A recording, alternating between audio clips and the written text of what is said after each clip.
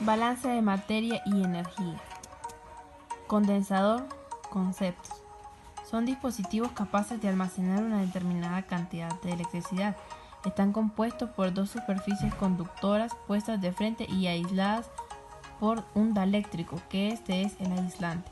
La capacidad de almacenar electricidad es proporcional directamente a la superficie enfrentada, y la carga almacenada en una de las placas es proporcional a la diferencia de potencial entre esta placa y la otra, siendo la constante de proporcionalidad la llamada capacidad o capacitancia. En el Sistema Internacional de Unidades se mide en faradios, o abreviado F, siendo un faradio la capacidad de un condensador en el que, sometidas sus armaduras a una diferencia de potencial de 1 voltio, estas adquieren una carga eléctrica de 1 culombio.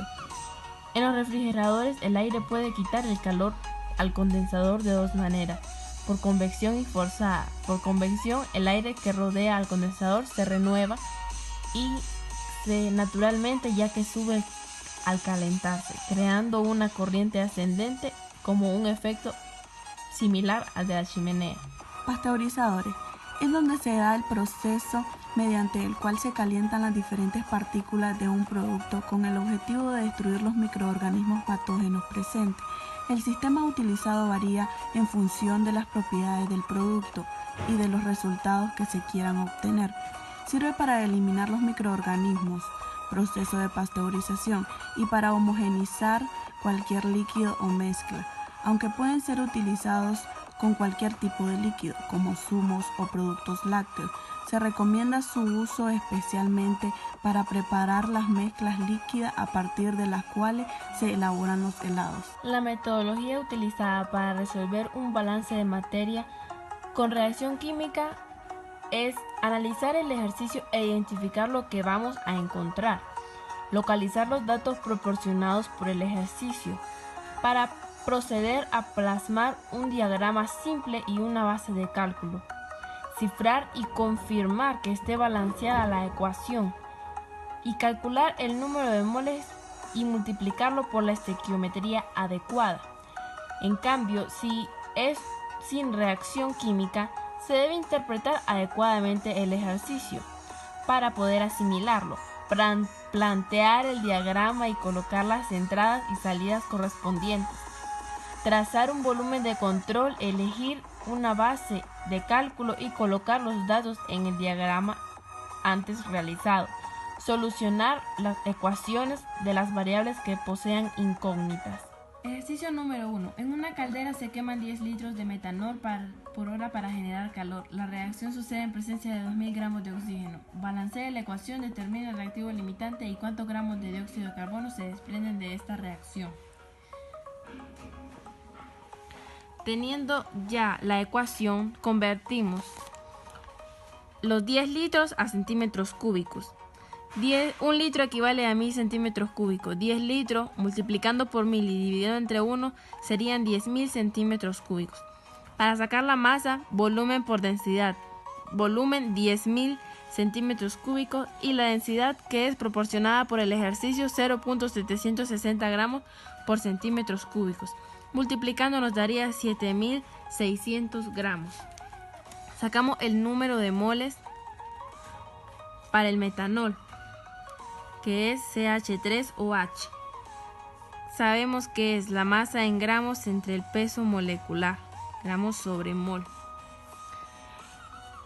El número de moles del metanol va a ser igual a 7.600 gramos entre el peso molecular del metanol, que es de 32 gramos mol.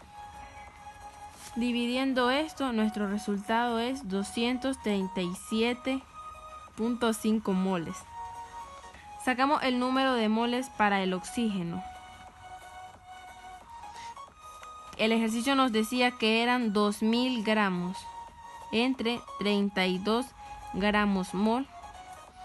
Dividiendo esto nos da un resultado de 62.5 moles.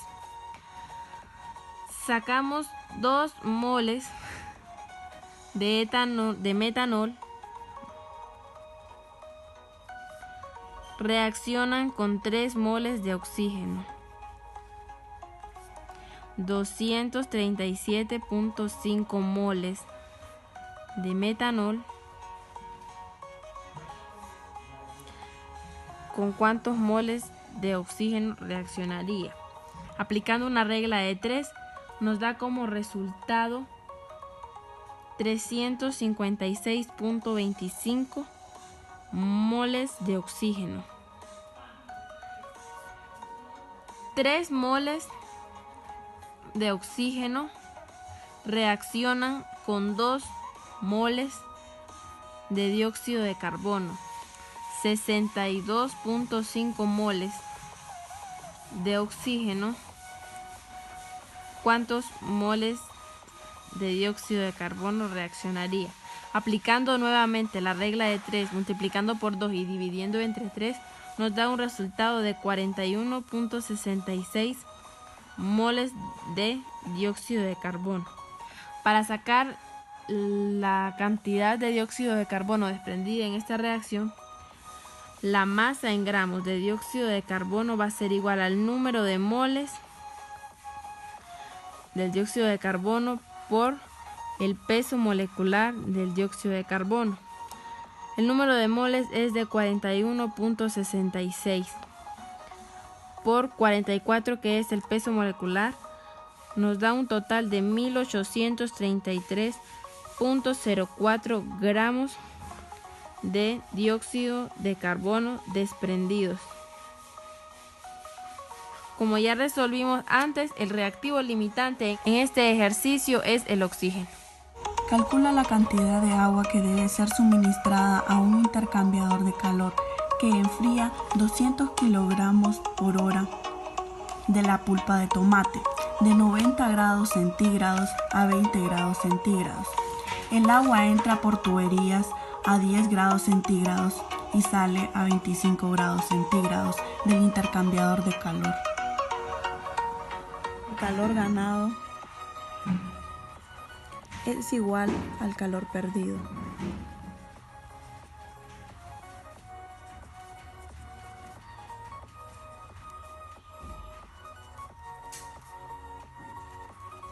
Siguiendo la ecuación,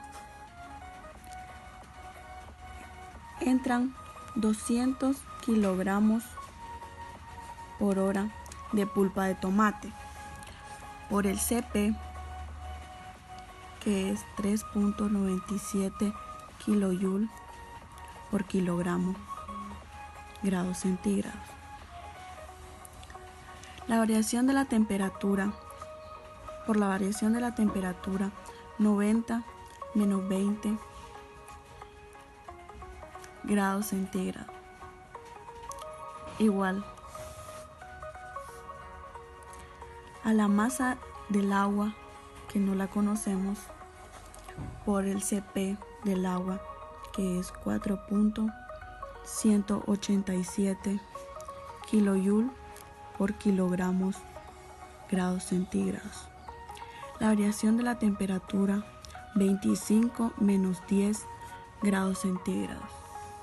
Resolviendo, 200 por 3.97 y los 70 de la resta de la variación de la temperatura.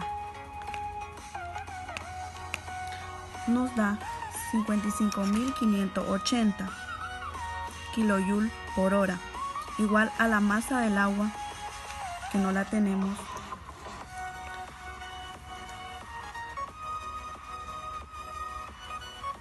el CP 4.187 por la resta de la variación de la temperatura, 15, igual a 62.805 kilojoule por kilogramo. Despejamos y 62.85 pasa a dividir. Haciendo esto,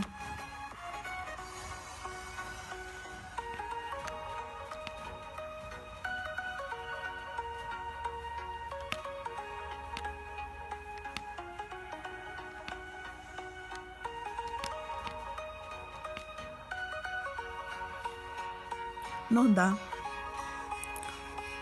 884.961 kilogramos.